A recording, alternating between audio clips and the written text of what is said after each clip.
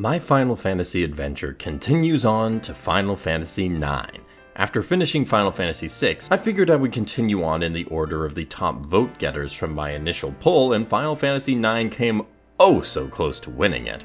I also wanted to be prepared just in case that remake finally gets announced, and so many people talk about 9 being one of, if not their very favorite Final Fantasy games, so I had high expectations.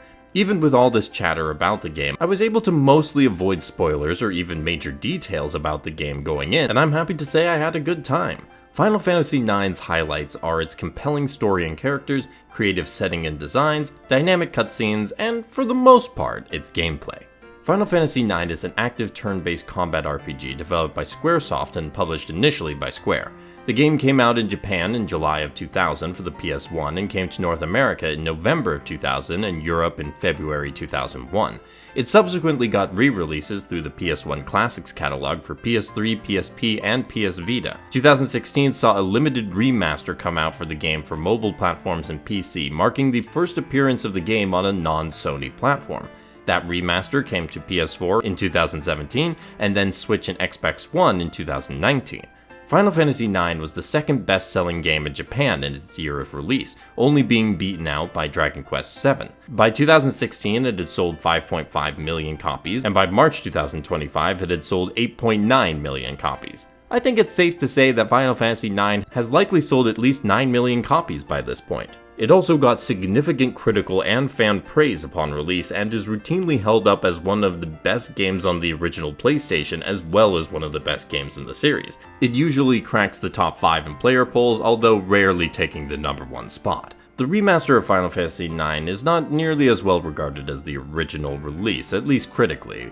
While reviewers acknowledge the quality of the game itself, the port has more critiques. While it does add in various cheats and quality of life features such as auto-saving, increased save slots, skipping cutscenes, and auto-battling, it is still limited in scope, and unfortunately many of these new features are not explained in the game, so you can miss out on helpful features because you don't know they are there. Ask me how I know. That, along with certain crashes and bugs, makes the experience perhaps a better one than the original PlayStation release for modern audiences, but far from a polished one. Final Fantasy IX stars Zidane as the main character, a thief traveling as part of the Tantalus, a theater troupe that also specializes in criminal enterprises.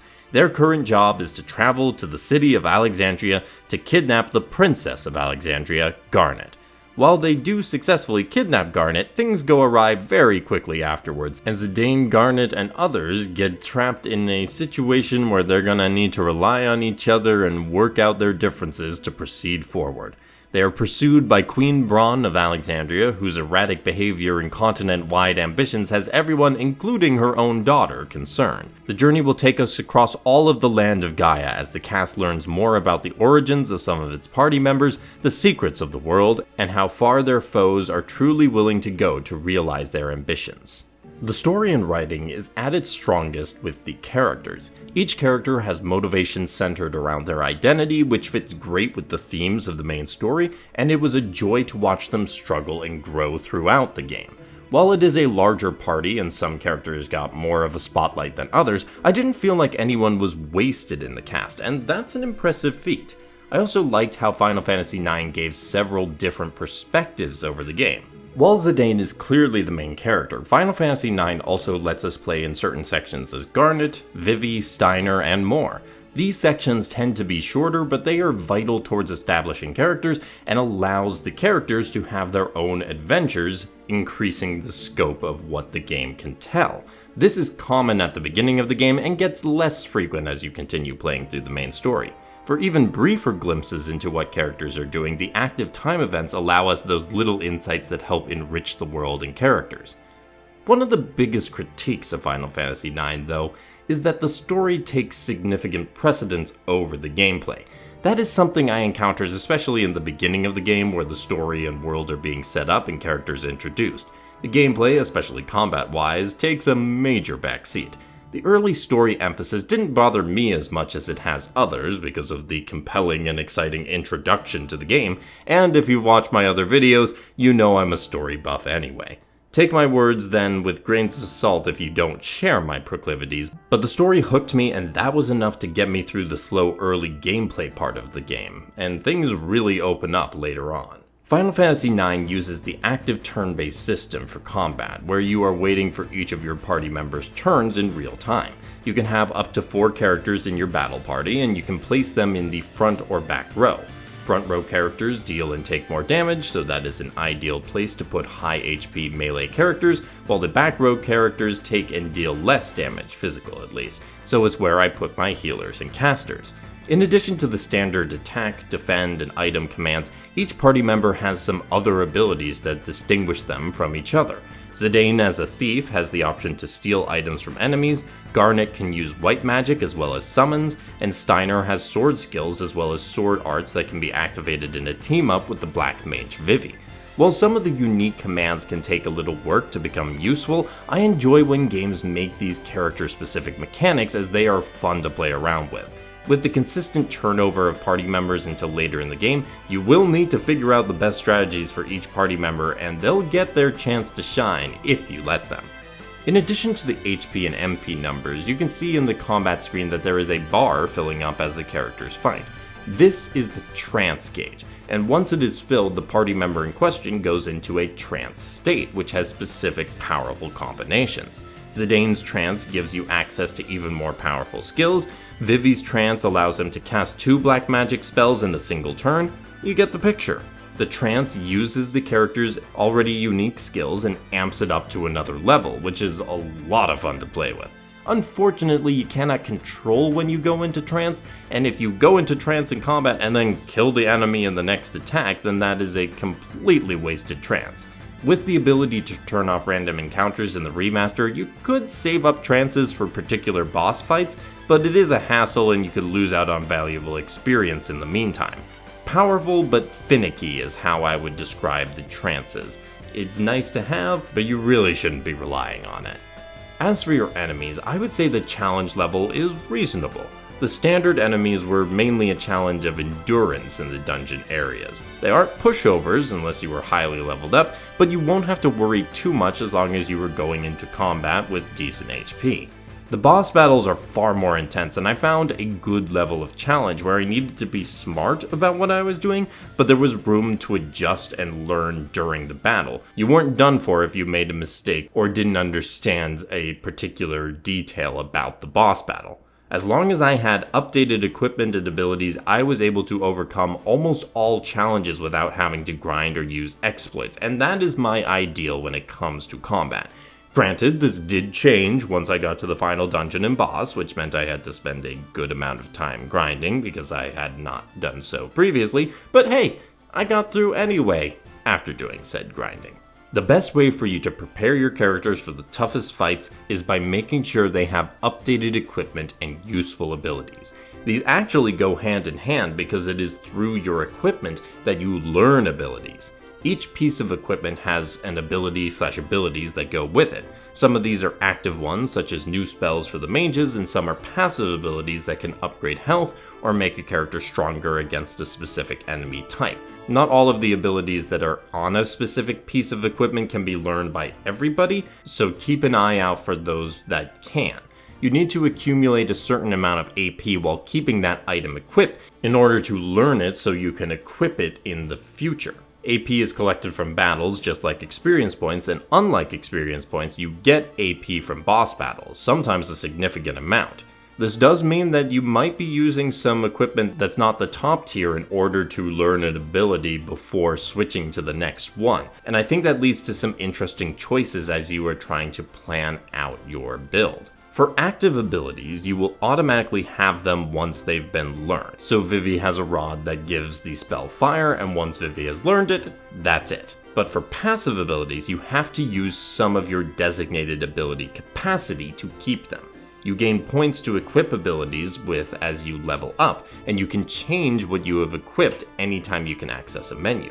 These abilities can be incredibly helpful. I put on the XP boost one while grinding at the endgame. The auto regen ability is a godsend, and other abilities are not as flashy but can offer great protection from status effects, among other things. This system is where the real meat of the development of your characters is gameplay-wise, and I thought Final Fantasy IX's approach to progression and upgrading in this way was enjoyable and fed into a worthwhile gameplay loop. More so than other RPGs, Final Fantasy IX loves to have some occasional, and now for something completely different, moments in its gameplay. These range from the very fun acted sword fight at the beginning of the game to the one we will not speak of. These sections offered variety and I thought were a fun way to spice things up, and they don't stop there because the game has plenty of side content to offer. Less so in the form of the traditional side quest, but in other activities.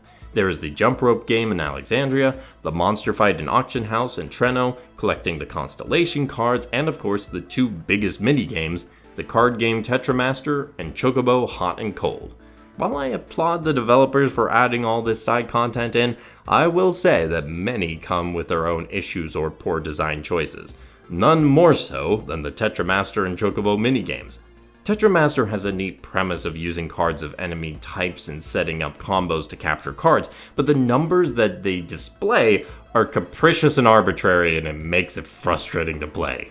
Chocobo Hot and Cold is more straightforward and has great rewards if you stick with it, but the chance to find the most valuable item, the Chocographs, is very low, and you'll need to spend a lot of time digging up items to find them. I am told that the speed up option for the remaster makes this minigame a lot easier. The good news is that there is only one required moment of Tetramaster in the main story and none for the Chocobo, so you are free to do as little or as much as you want. Final Fantasy IX gives you plenty of freedom when it comes to side content, and I appreciate that. The presentation is stunning for the time period that Final Fantasy IX was made in. The character designs hold up so well with very distinctive designs that are memorable while fitting the personality and vibe of the characters. I love how there is a mix of races for the party as well as with all the NPCs you see in the various towns and cities. It makes for a world that feels multicultural and diverse.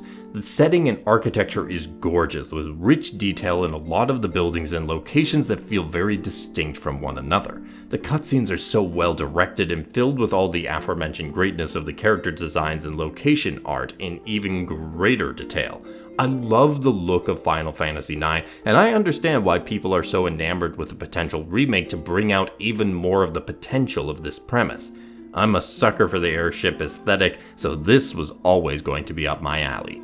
The music is fantastic, with my highest praise going to the simple vocal additions on some of the tracks. The character themes resonate with each of the cast members, the location themes enhance the atmosphere, and the battle themes range from good to incredible. I'm looking forward to continuing to play Final Fantasy games and hear more of Nobuo Uematsu and those that came after him's work on the series, but I think this soundtrack is going to be tough to top.